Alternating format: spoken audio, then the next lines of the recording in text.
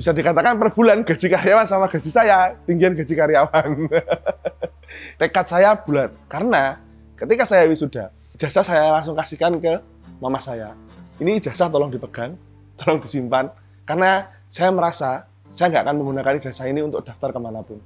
Oke, ijazah saya terima, kamu tidak mau bekerja di perusahaan atau di kantor atau dimanapun yang harus menggunakan ijazah untuk mendaftarnya, ya udah saya support.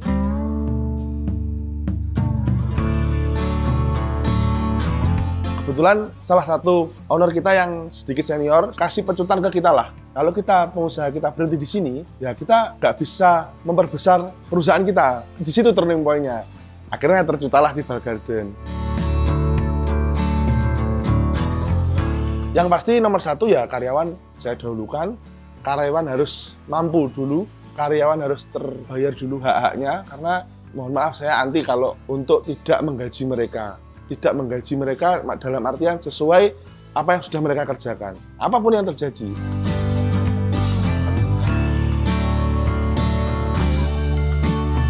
Mungkin saya sedikit titip pesan lah untuk anak-anak muda sekarang, terutama yang di umuran saya atau yang di bawah saya. Yang bisa membentuk kalian itu attitude yang pertama. Tanpa attitude, siapapun orangnya tidak akan bisa jadi apa-apa. Jadi terutama jadi anak muda jangan takutlah untuk jadi pengusaha. Nggak usah takut untuk jadi pengusaha. Jadi pengusaha itu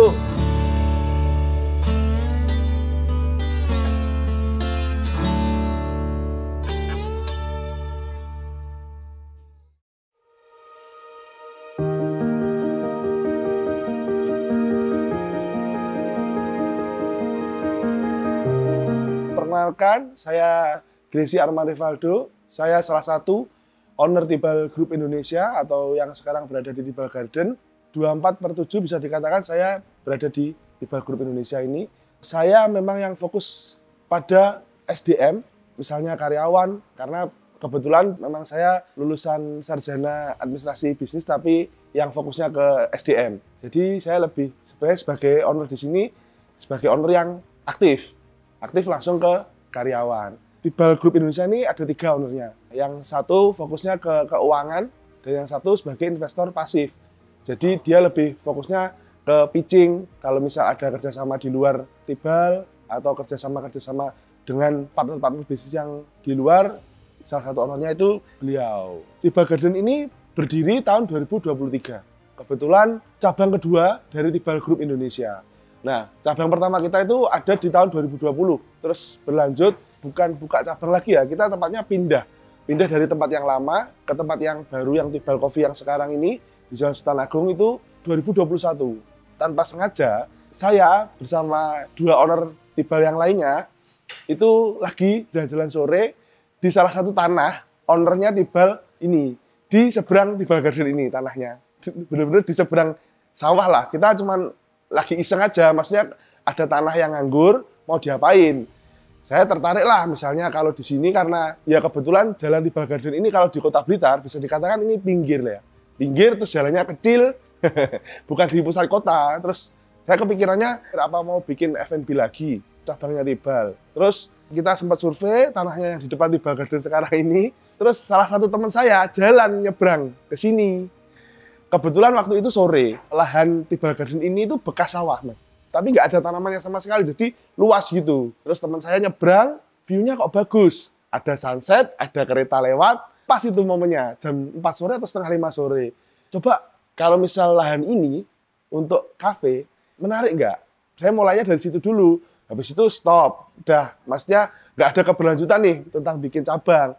Terus selang 1 bulan, saya mulai kepikiran lagi sama tempat ini, maksudnya. Oh, tempatnya bagus, menarik. Terus sedikit jauh dari hiruk-pikuk kota lah, maksud saya. Kebetulan 2 orang owner yang ada di Tibal ini juga tertarik. Gimana kalau kita buka cabang? Nah, mulainya dari situ, Tibal Garden ini. Kebetulan yang punya itu teman sekolah orang tua saya. Makanya saya bilang, semesta yang mendukung. Kebetulan itu saya tanya, ternyata sebelumnya ini untuk sawah.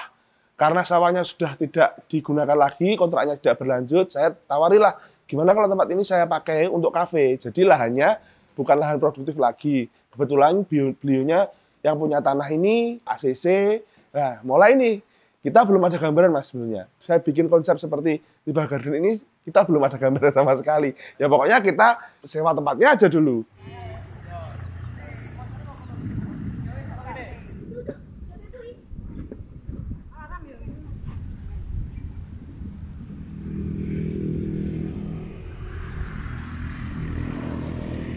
Saya tertariknya ini karena view-nya, karena lokasinya.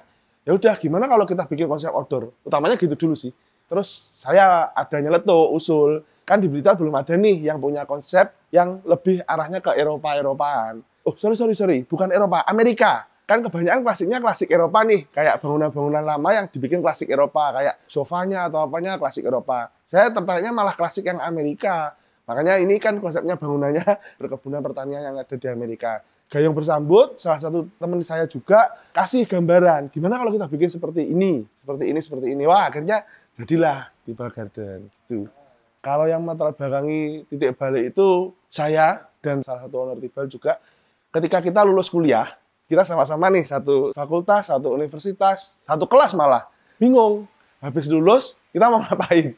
Karena saya pribadi, memang saya nggak pengen misalnya kerja di salah satu institusi atau ke pemerintahan, saya nggak pengen. Saya memang pure, cita-cita saya memang jadi pengusaha. Cuman background keluarga besar saya, semua pengusaha. Jadi saya tertarik jadi pengusaha, karena yang pertama kali ada di benak saya, jadi pengusaha itu fleksibel. Saya bingung nih sama teman saya, namanya Dio. Apa yang harus kita lakukan? Kebetulan saya sama rekan saya ini suka nongkrong. Terus gimana ya kalau misal 2019 itu kan di Malang masih baru, hype-nya coffee shop dan lain-lain masih baru. Gimana kalau kita bawa ke Blitar? Ya sedikit nekat juga. Akhirnya kita tercetus nih mau bikin, dulu masih kedai kopi, belum coffee shop, masih kedai kopi, bentuknya masih rumah gitu juga, diselingi dengan kondisi, saya buka pertama itu ketika COVID baru masuk ke Indonesia.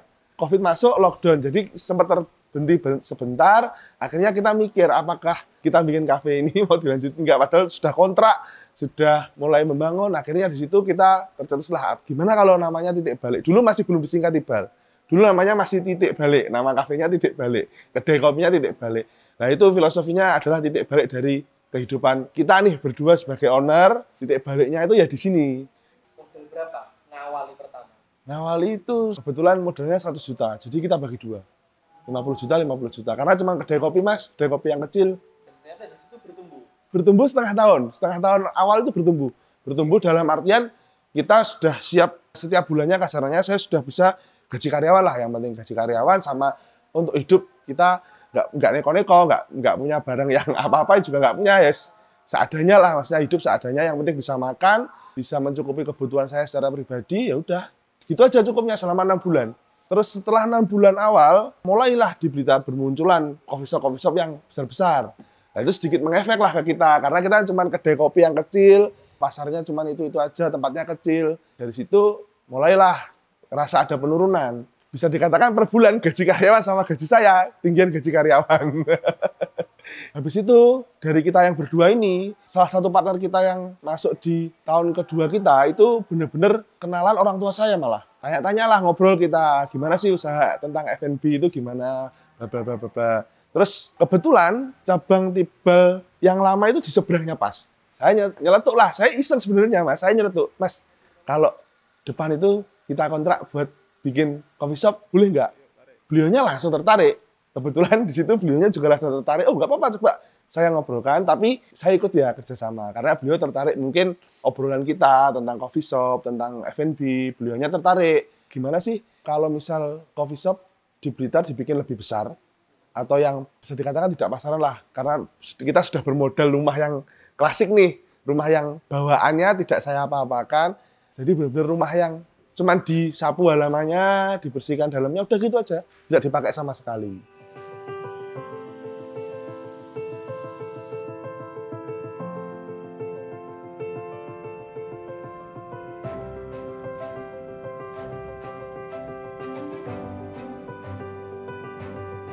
Kalau bicara privilege, saya jujur aja ya, saya terbuka aja. Memang saya dapat privilege dari orang tua. Tapi dalam artian privilege-nya bukan uang ya. Dari channel, dari sedikit banyak diketahui oleh orang lah maksudnya. Karena orang tua saya dan lain-lain. Nah, jadi saya memanfaatkan privilege itu untuk coffee shop. Jadi gini Mas, coffee shop itu kalau di awal 4 tahun yang lalu ya, kalau dari awal buka nggak boom, nggak rame, ada orang banyak, pasti orang jarang tertarik untuk datang. Nah, saya manfaatkan privilege itu dari teman saya pribadi, dari teman rekanan saya, dari teman-teman orang tua saya, promosinya lewat jalur itu. Ketika opening awal, kita ngundang banyak orang untuk datang rame. Nah, itu sedikit menarik mungkin customer yang lain. Apa sih, ada apa ini kok rame-rame? Sebenarnya di situ Mas, tapi tetap kuncinya tetap di pelayanan dan produk kita yang memang harus dijaga. Karena kalau kita hanya menggunakan privilege untuk awal aja, habis itu ya nyun sewu 3 bulan, 4 bulan ke depan pasti habis itu kalau produk kita nggak punya value yang baik ke customer, pasti ya udah selesai habis. Keinginan untuk menjadi mandiri itu dimulai sejak setelah lulus kuliah atau SMA? Pertengahan kuliah sih Mas. Pertengahan kuliah saya mulai ngerasa nanti kalau saya usaha itu, kalau bisa ketika itulah, karena saya masih mahasiswa ya, saya masih dibiayai oleh orang tua. Jadi kalau bisa saya usaha itu harus bisa sendiri, tanpa merepotkan orang tua. Karena saya sendiri yang minta jadi pengusaha, dan tekad saya bulat. Karena ketika saya wisuda, saya ingat sampai sekarang yang saya ingat itu, ketika saya wisuda, dapat ijazah nih Mas. Ijazah saya langsung kasihkan ke mama saya. Ini ijazah tolong dipegang, tolong disimpan, karena saya merasa saya nggak akan menggunakan ijazah ini untuk daftar kemanapun. Dan kedua orang tua saya tidak ada kata-kata penolakan. Oke, ijazah saya terima, kamu tidak mau bekerja di perusahaan atau di kantor atau dimanapun yang harus menggunakan ijazah untuk mendaftarnya, ya udah saya support. Ya udah, ijazah saya kasihkan, udah saya modal nekat. Memang betul Mas, tadi bilang bisnis coffee shop itu memang susah kalau nggak punya komunitas, ownernya lah misalnya, nggak punya komunitas. Memang di awal, saya banyak teman, kebetulan saya banyak teman di komunitas musik, olahraga, kita punya teman. Kita memang menggunakan awalnya itu, menggunakan cara itu. Untuk, ya di awal kafe kita biar rame dulu nih. Gimana, coffee shop kita lah biar rame dulu. Kembali lagi, value yang kita punya itu yang harus jadi patokan. Jadi kita nggak bisa selamanya harus menggunakan cara seperti itu. Kita memang harus memberikan value. Ketika value kita yang berikan sudah sesuai dengan pasar, dengan customer yang kita inginkan, ya udah akhirnya berjalan. Nah, ketika terkait pembukaan cabang, turning point-nya kebetulan salah satu owner kita yang sedikit senior kita itu kasih pecutan ke kita lah. Ayo, jangan berhenti di sini. Kita ini pengusaha. Kalau kita pengusaha kita berhenti di sini, ya kita nggak bisa memperbesar perusahaan kita. Ayo, apa lagi nih? Kita harus ngapain lagi? Nah, itu di situ turning point-nya. Akhirnya terciptalah Tibal Garden. Terus terciptalah salah satu cabang kita juga yang lainnya. Jadi turning point-nya sedikit disentil lah oleh senior kita. Ayo, jangan gini-gini aja. Kamu masih muda. Jangan mudah puas, kasarnya lah. Jangan mudah puas. Ayo, apalagi. Nah, di situ juga tambah pikiran kita kalau nggak boleh kita harus berada di zona nyaman. Kita maunya tetap jalan lah, kasarnya gitu. Kalau di Tibal Group ini, setiap cabang punya kepala toko sendiri-sendiri. Memang supervisornya sudah kita bentuk untuk fokus ke cabangnya. Kalau coffee shop, yang Tibal Coffee, ya memang supervisornya memang lebih fokus ke kopinya.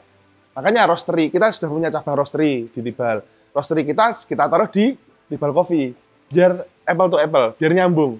Kalau Tibal Coffee memang fokusnya ke kopi. Jadi kepala tokonya memang bisa dikatakan expertnya lebih ke kopi.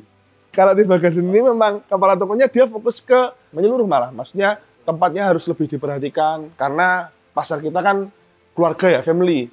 Apalagi terbanyak anak-anak, apalagi paling banyak anak-anak. Jadi di sini macam-macam, kita punya hewan peliharaan, punya kandang kelinci, punya kandang kura-kura, sulcata. Jadi kepala toko di sini memang lebih fokusnya ke manajemen itu semua. Jadi malah kasarnya kalau kopi di sini malah nggak terlalu. Pasar kita juga bukan fokus ke kopi malah kalau di sini.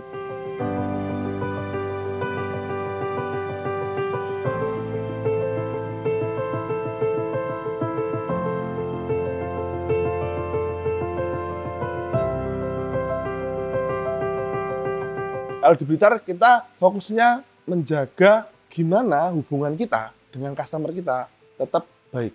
Karena di Blitar brand besar bisa dikatakan masih belum banyak yang masuk ya. Brand besar di Blitar itu brand nasional belum banyak yang masuk di Blitar. Karena sudah beberapa ada yang masuk di Blitar dulu, malah brand nasional nggak jalan. Saya kurang tahu ya alasannya apa ya, karena saya fokus ke saya sendiri ya, ke Tibal sendiri. Jadi dulu pernah sempat ada Janji Jiwa, tutup. Lain Hati, itu kan brand nasional semua tutup. Nah, jadi mungkin saya kurang tahu alasannya apa. Jadi kita fokusnya ke diri kita sendiri, kita perbaiki kekurangan-kekurangan kita. Maksudnya jika ada kurang pelayanan, karena saya pribadi Saya fokusnya ke pelayanan. Saya nggak pingin customer kita sudah datang, meluangkan waktu, meluangkan uang untuk nongkrong di Tibal, tapi kurang mendapatkan pelayanan yang baik. Makanya saya, kalau ada kritik atau masukan dari customer, pasti saya tangani secepatnya. Maksudnya karyawan sudah saya bikin SOP, kalau ada terjadi hal, namanya usaha nggak ada yang sempurna Mas ya, pasti adalah sedikit. Kita langsung, pada waktu itu juga harus kita langsung minta maaf. Yang pertama kita lakukan minta maaf, yang kedua kita kasih komplimen. Itu wajib. Kemanapun rumahnya, dimanapun tempatnya dia, karyawan kita Tibal pasti nyamperin. Customer kita berkenan untuk disamperin ke rumahnya, kita kasih komplimen, kita pasti langsung samperin. Dan itu ya puji Tuhannya berlaku lah, sudah 5 tahun ini kita masih survive, masih eksis. Jadi salah satu strategi jitunya seperti itu. Kan Tibal Garden ini sudah 2 tahun ya saya jalan, 2 tahun lebih, hampir 3 tahun. Di tahun pertama, memang hype-nya sangat bagus. Sangat bagus banget, sangat bagus banget. Setelah 1 tahun, kita ada penurunan. Dan penurunannya bisa dikatakan terjun. Karena Tibal Garden ini kan konsepnya, sebenarnya kan kita banyak nih, kayak tempat yang sekarang kita gunakan ini kan indoor kita. Besar juga, bisa nampung orang juga. Tapi kan orang ke Tibal Garden itu mindset-nya pengen nyore, pengen nyantai, lesehan di outdoor. Jadi kalau ketika musim hujan, nah itu kalahnya kita. Nah, kebetulan ketika itu musim hujan, ada penurunan sekalian. Wah, kacau Mas, kacau, memang kacau. Jadi kalau dikatakan secara mental, bisa dikatakan saya sudah siap ya. Maksudnya kita sebagai tim, owner itu sudah siap. Karena saya sudah pernah ngalaminya ketika awal dulu buka. Nggak mungkin lah kita usaha lancar-lancar aja terus nggak ada masalah, kan kayaknya kok nggak mungkin loh. Masalahnya, problemnya pasti ada. Ya, kita caranya ya, yang pasti nomor 1 ya karyawan saya dahulukan. Karyawan harus mampu dulu, karyawan harus terbayar dulu hak-haknya, karena mohon maaf saya anti kalau terkait karyawan ya, saya anti untuk tidak menggaji mereka. Tidak menggaji mereka dalam artian sesuai apa yang sudah mereka kerjakan. Apapun yang terjadi, hak mereka harus terpenuhi. Karena salah satu motivasi saya juga, sebenarnya saya tadi juga pengen ngomong karena dikira nanti bullshit lah ya. Motivasi saya jadi pengusaha karena saya pengen buka lapangan pekerjaan. Motivasi saya yang utama sebenarnya itu. Cuman semakin berkembangnya, oh ternyata ada nih set-setnya. Saya jadi pengusaha itu seperti ini, seperti ini, seperti ini. Jadi yang nomor 1 saya karyawan Mas. Seperti apapun kondisinya, saya tetap putar otak. Gimana karyawan saya ini tercukupi? Yang pertama itu. Terkait operasional, masih bisa diakalin lah. Maksudnya operasionalnya kalau misal pas. Makanya saya bukanya sedikit siang. Dulu saya bukanya pagi Mas ini. Pagi sampai malam, full. Dengan berjalannya waktu, ada penurunan, terus saya rubah jam buka supaya memotong operasional lah.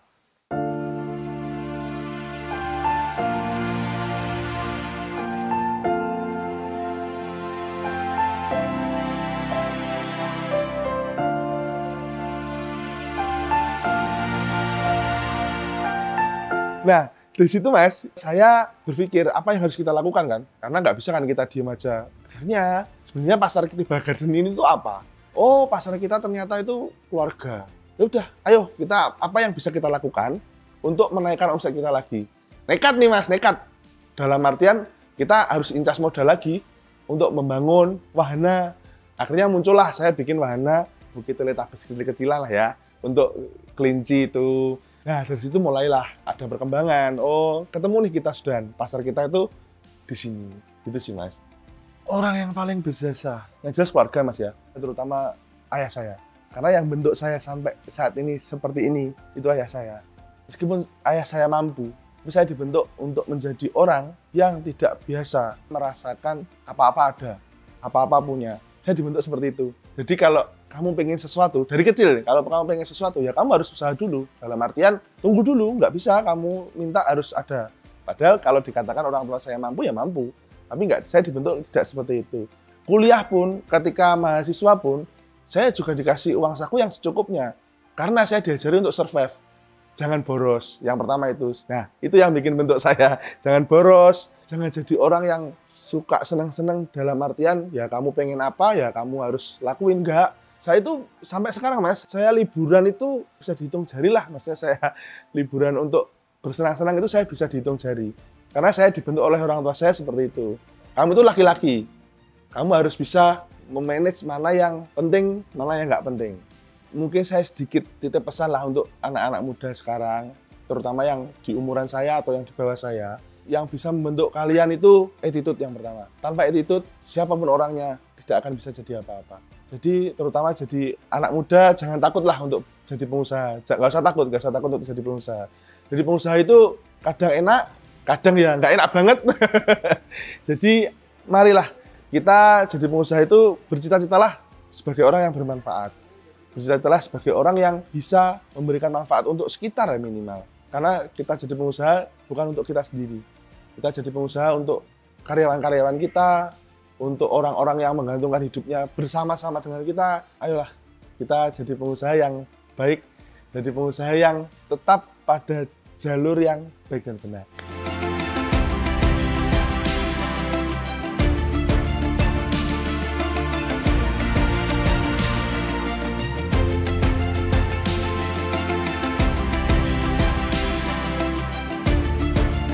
Saya Gresi Arman Rivaldo, saya salah satu founder Tibal Group Indonesia yang memiliki cabang ada Tibal Coffee, ada Tibal Coffee Roastery, ada Tibal Garden, dan Depot Juara. Semuanya cabang kita beralamat di Kota Blitar, Jalan Sultan Agung, yang Tibal Coffee, nomor 94, Kecamatan Sanwetan, Kota Blitar. Yang kedua Tibal Garden, Jalan Suryat, yang juga beralamat di Kecamatan Sanwetan, Kota Blitar. Depot Juara, yang juga beralamat di Kecamatan Sanwetan, Jalan Kalimantan, dan yang terakhir Tibal Coffee Roastery juga Jalan Sultan Agung. Terima kasih.